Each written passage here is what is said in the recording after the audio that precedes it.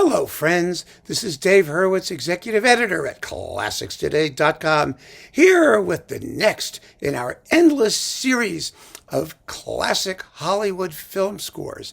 And today we are featuring Rebecca.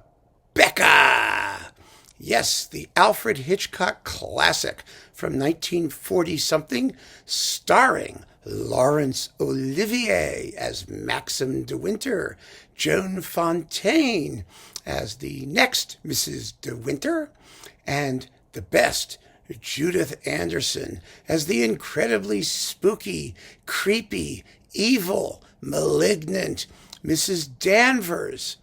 Don't you ever wonder when you watch that movie how poor old Mr. Danvers, like what happened to him? I mean, who would marry this woman?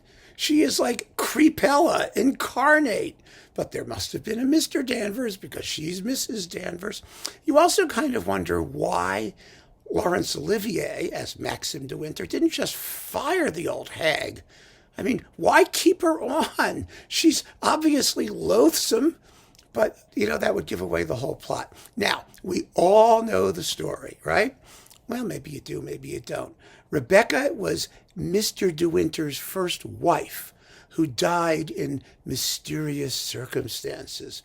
And the revolting housekeeper, Mrs. Danvers, who is sort of haunted or possessed by the spirit of Rebecca, is preserving everything in the house exactly the way she left it.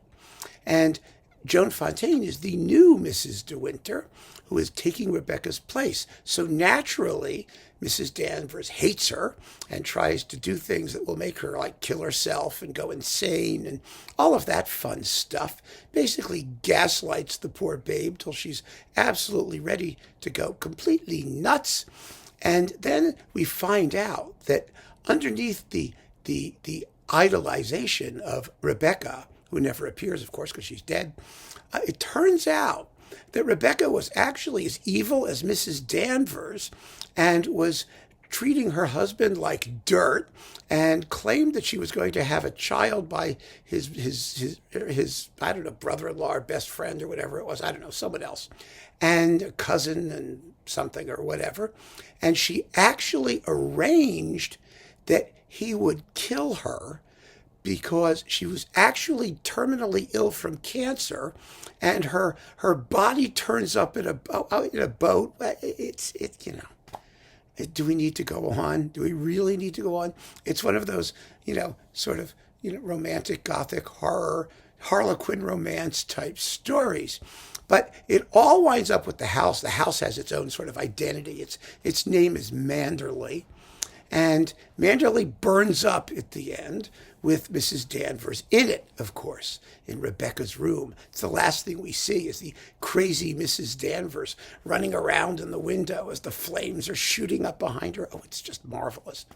So it's a typically spooky, suspenseful movie that everybody loves and that was very highly acclaimed when it came out. And to do the score, Hitchcock got Franz Waxman. Franz Waxman, of course, was one of the Hollywood greats. He's best known for his score to Sunset Boulevard, which is just unbelievably fabulous, and for The Bride of Frankenstein, and that wonderful clip that was in the Charles Gerhardt series, The Creation of the Female Monster. Waxman's Bride of Frankenstein score is also just extraordinary, absolutely extraordinary. And these are all available. And there are actually a couple recordings of Rebecca, one on Varese Sarabande, and this one, which I have permission to use, which is also superb, featuring Adriano, our good friend Adriano, with his Slovak radio forces on Marco Polo.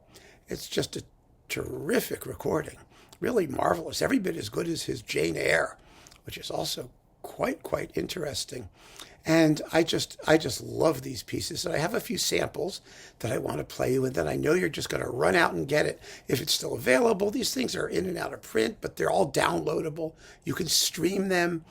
They're very easy to hear and just juicy beyond belief. Waxman was a composer more in the style of Shostakovich and Prokofiev, but he was also very, very, very good, very adept at doing romantic slush music, I call it, of which this particular score has more than its fair share, because that's what's going on. This is not the kind of brooding darkness that we hear from Bernard Herrmann, but it has the same marvelous ability to instantly fix the atmosphere. And as you will hear, the fire at the end is stupendous. But let's begin with the opening. The thing you need to know about Manderley is that it has the boathouse where Mr. De Winter took the dead old Rebecca De Winter and stuffed her in a boat and sank it. Then it pops back up. It's kind of like the dead baby in Yennefer. The ice thaws and up comes the corpse. That has one of those moments in it. So let's listen to the opening credits and consider just how wonderfully we get this lush romantic setting that also suggests the ebb and flow of the tide. You're in a scene near the ocean, a big creepy old house on the cliff overlooking the sea, and all that stuff. So here it is.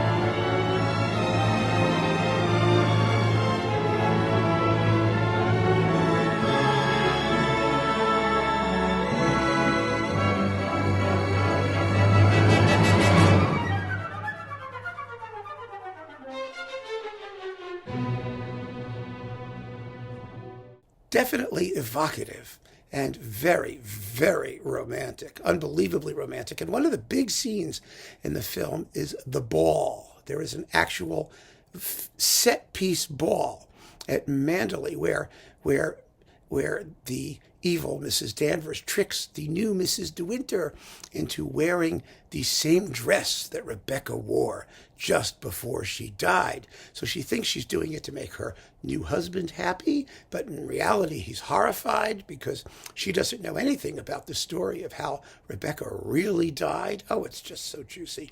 And this is wonderful faux Viennese, kind of Straussian, decadent fin de siècle waltz music. And here's the end of the ball scene, which just, you can tell right away, is of its era.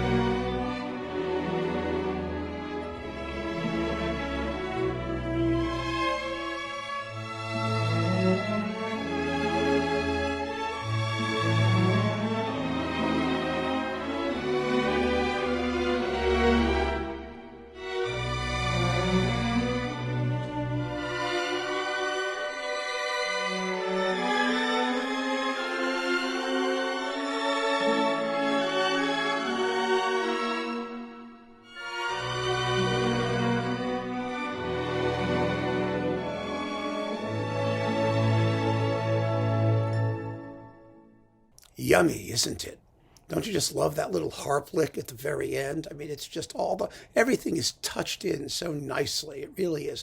But of course, you want to hear the fire because Waxman did fabulous Cataclysm music. He really did. There's the scene at the end of Sunset Boulevard that's based on the closing scene from Salome, the opera. And it's all of the same things in the closing scene from Salome, only the music's completely different, and the orchestration and the harmonies are completely different. But you know that he's doing the closing scene from Salome. Well, this fire is fabulous fire music. Remember, we heard some of Bernard Herrmann's fire music in Jane Eyre, because the climax of these sort of gothic horror suspense things is always that everything burns down.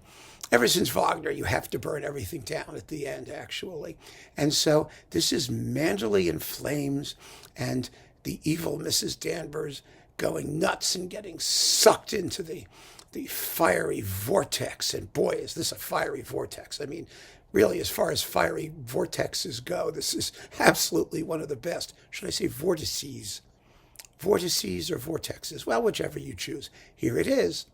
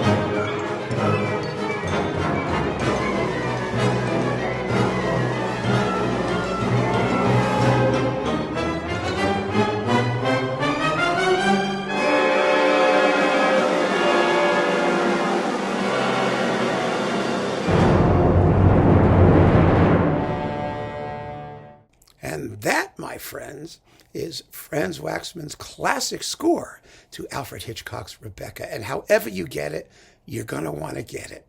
It's just great, great music.